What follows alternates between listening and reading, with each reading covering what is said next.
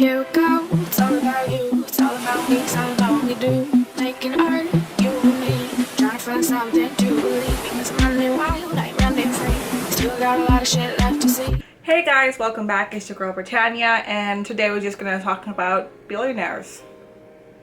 So why are we talking about billionaires? Well, I'm pretty sure everyone has seen recently in the news that Rihanna, bad girl Riri, has just officially become a billionaire. And of course, when I first saw the news, I thought, yeah, cool. First thing that came to my mind was that she deserves that. She already had a good bit of money from her music career as, of course, Rihanna. I don't know how well in the millions she was before Fenty, but obviously she already started off with a good establishment of being rich and wealthy before Fenty. And Fenty is definitely the business that has taken her where she is now in her billionaire status. So my first thought process was like, well, she's a musician, of course she's gonna have millions. And then second of all, she started a business like Fenty, which has done so much for specifically the Black community when it comes to representation. She was the only business out of so many years of the makeup industry cashing in dollars after dollars from women of actually deciding to establish a full range of shades that would include and represent the Black skin tone or the dark skin tone, you know, because all people with the skin tone this dark may not be Black. You also have people of South Asian and South Asian ancestry or descent with darker skin tones and other races as well. So for a very long time, people of my skin tone and way darker than me were excluded from the makeup industry when it comes to finding products that sufficiently matched our tone. And Fenty was the first to really actually care to do that when it didn't really have to, because there are so many other celebrity brands out there that had collabed with makeup artists or started their own makeup line where they've never even thought or cared enough to do what Rihanna has done with Fenty. And of course, Fenty hasn't just stopped there, and it's gone on to do lingerie, and her lingerie line has become one of the most inclusive lingerie lines, especially when you compare it to something like Victoria's Secret, where it's kind of in its own little box of shame right now because of the lack of representation, the refusal to represent certain communities of people like trans women, dark women, Black women, women of other races. They've just really dropped the ball about the things they wanted to do when it comes to representing the clientele that they're trying to reach out to and sell to, and just outright even cheapening the quality of their products, which Fenty has not done. Fenty is actually very innovative as well when it comes to the styling and how things are presented. And yeah, so the first thing I thought about was because she's done all of these things, she definitely deserves to be a billionaire. But I came across this article on The Guardian that said, sorry Rihanna, I can't celebrate billionaires even if they're Black. And I was like, okay, interesting. So the article was written by Akin Allah, and I hope I said her name correctly. And she wrote this article, and it can be found on The Guardian. I'll definitely post the link down below because this kind of inspired me to do this little video. So the basis of Akin's article is basically saying that regardless of skin color, the new attitude these days is to eat the rich. So we shouldn't allow basically skin color to influence that kind of decision-making process when it comes to the movement of eating the rich and equalizing money around the world and trying to equalize the gap between the 1% and those on the bottom tier when it comes to income and wealth and the distribution of money globally. So many people are singing Rihanna's praises and very glad about her success as a Black woman. And Akin is basically saying that even as a Black person, as a Black woman, you do want to uplift your other Black people, you know, the people of our community, especially our Black sisters. However, we can't sing Eat the Rich one day and then also sing the praises of a billionaire just because of who they are in the skin color in the community. So she's basically saying that even a business like Fenty has questionable practices, as most companies have, or most companies who make people $1 billion. Not to say that Fenty has made Rihanna $1 billion. Of course, there's only a certain amount of wealth Fenty has contributed to her $1 billion status. But anything that helps someone become that rich tends to dabble, and not even dabble, tends to take on very questionable practices in order to get there.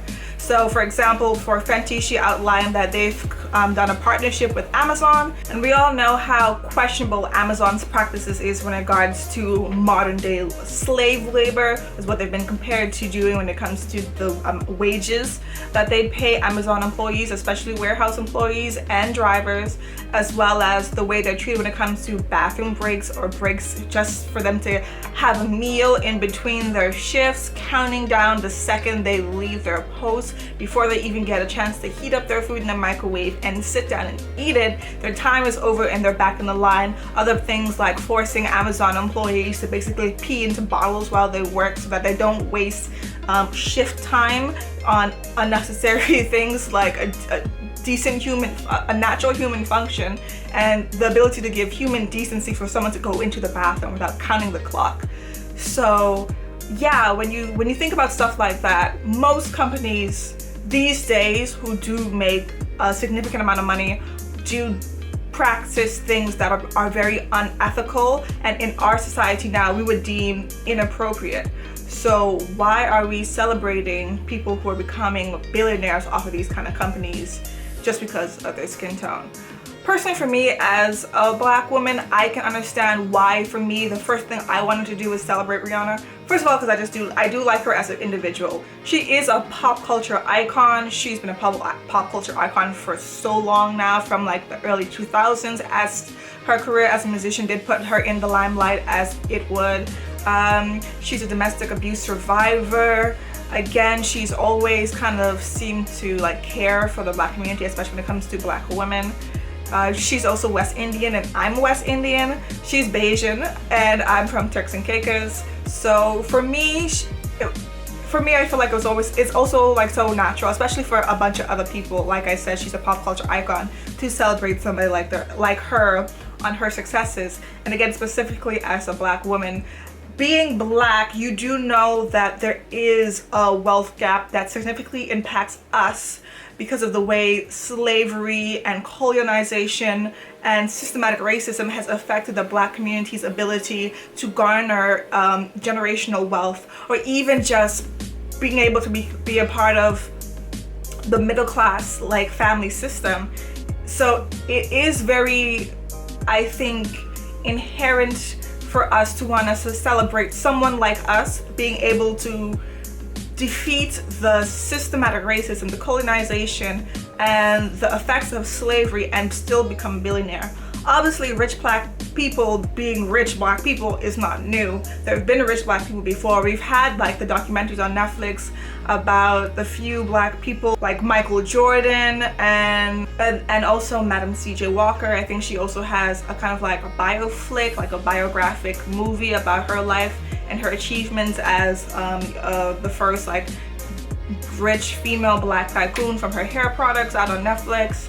So there are black rich people. There are affluent black people out there, and there have been affluent black people in history for a while, but still there is so many other black people out there who do not have things or money or generational wealth or even just certain comforts because of the way we've been treated historically. And even now when we see ourselves in the media, we're still breaking the boundaries of being presented in a certain way as black people being a part of gangs, as our stories being told based off of slavery, as if we haven't done that much after slavery. Slavery was not that long ago, but it was long enough that we can have stories told outside of that historical time period.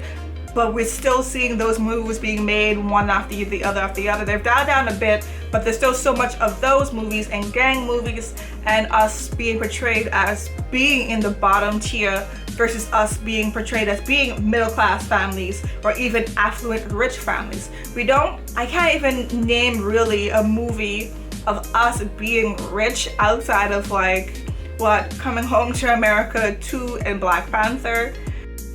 And even in those movies, the black people in question represented in those movies who are able to experience a more affluent or wealthy lifestyle come from a place in Africa, a country in Africa that's been made up and is directly juxtaposed against a less comfortable and less affluent black American lifestyle.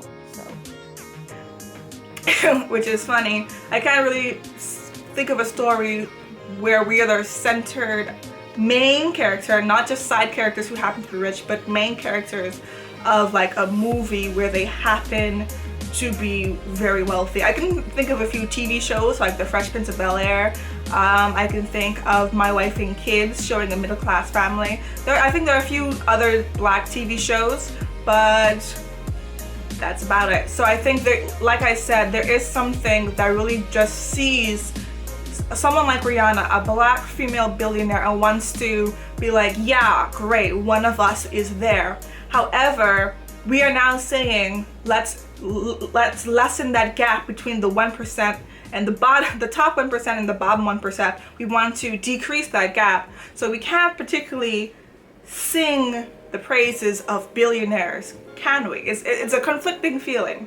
And then also another conflicting feeling is that a lot of us are still going to consume the products of these companies, which are burning down our forests, who we're saying are the issues, right? They're contributing to 70% of emissions, which are contributing to climate change. We're seeing countries like Greece and Turkey, Canada, California, Australia have significant heat waves that are causing mass fires everywhere, but we're still gonna buy from Amazon. And I am still personally gonna buy from Fenty. I don't know if that makes me a hypocrite, because I do think there is an issue with billionaires existing, but I do also feel like I want black people and other people to be able to garner wealth for themselves. However, there is always something that's going to be in the back of my mind, not even the back of my mind, the forefront of my mind, thinking that people of a certain percentage of wealth, people with a certain amount of wealth, only will get that wealth from taking advantage of other people like me, people who look like me, people who don't look like me, right?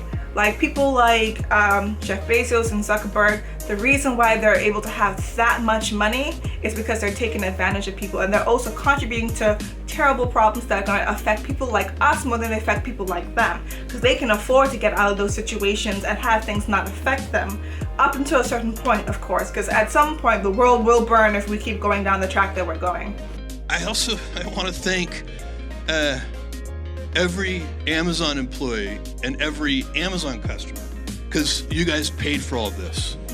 And the issue is, you'd want to say that, you know, well, this company is better than that one, but any company these days that in the modern society of how companies work, any company that really makes certain kind of numbers tends to have a certain kind of company model. Most companies these days, or at least when you talk about like big public companies, have a shareholder company model form, which means they put shareholders and shareholder interests above everybody else. And usually shareholder interests are basically to increase the profit margin.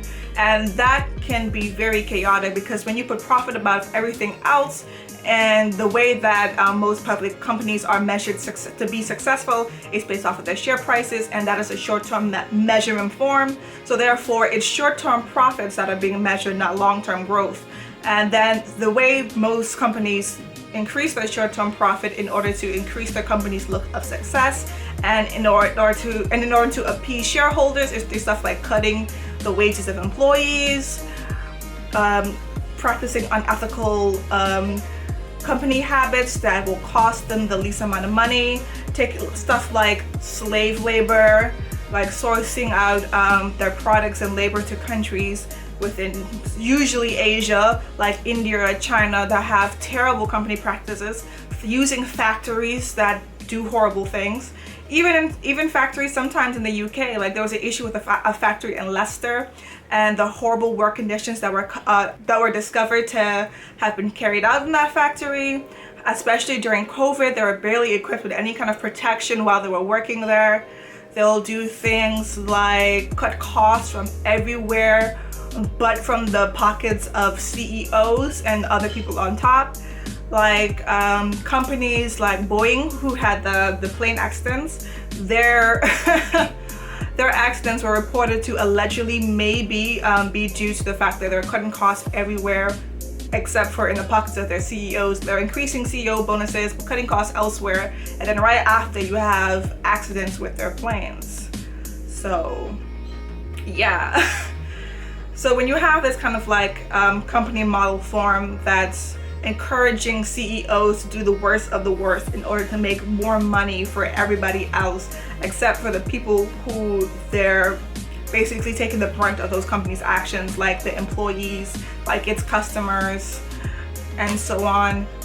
You can't really try to celebrate this kind of behavior and this kind of wealth gap and these kind of people. However, this is just a discussion I kind of wanted to have because I did read this article. I am definitely not shaming Rihanna or anybody else. It's just something that I just wanted to think about and discuss with you guys to see how you feel about it. Like I said before, I do think Amazon is a horrible company that does horrible things, but however, I still use Amazon. Same thing with companies like, you know, like Disney. I still use Disney. I watch Disney Plus. I will still buy Fenty. I personally don't think Rihanna is a bad person. Obviously, I don't know her.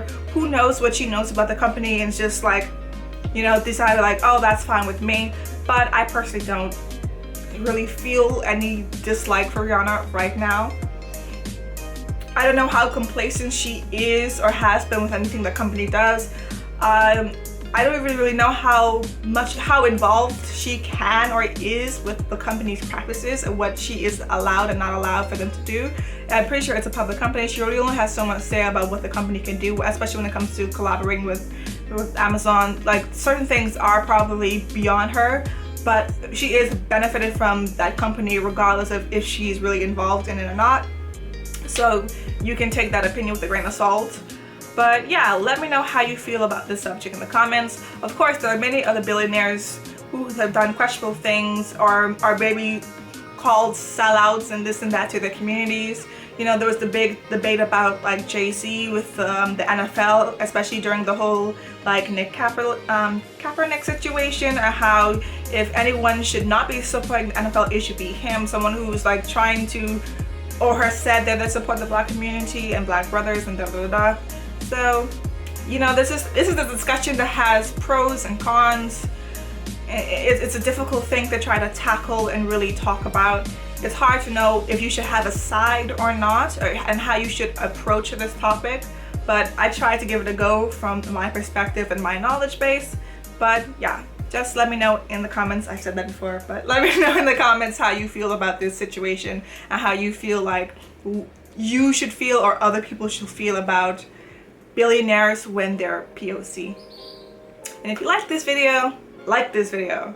It would really help me, and I just like to see that when I am discussing something, I'm on the right track, and you liking or disliking kind of helps me know what I'm doing is going in a decent or bad direction. So that's it all. Here we go, it's all about you, it's all about me, it's all about what we do. Making art, you and me, trying to find something to